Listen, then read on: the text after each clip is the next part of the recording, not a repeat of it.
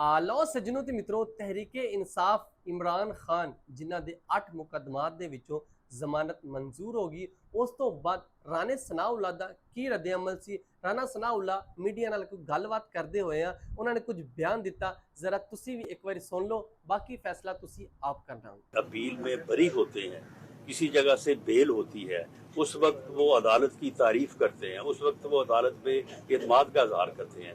तो मेरी तो सिर्फ उनसे रिक्वेस्ट होगी कि जब फैसला हक में आए जरूर तारीफ करें, लेकिन अगर खिलाफ आए तो फिर भी अपनी तनकीद जो है वो उसे जो है वो कानूनी और आईनी लिमिट्स। लो तुसी बयान ते सुनिया राणा सनाउल्लाह दा की बयान सी, की उन्होंने क्या वा।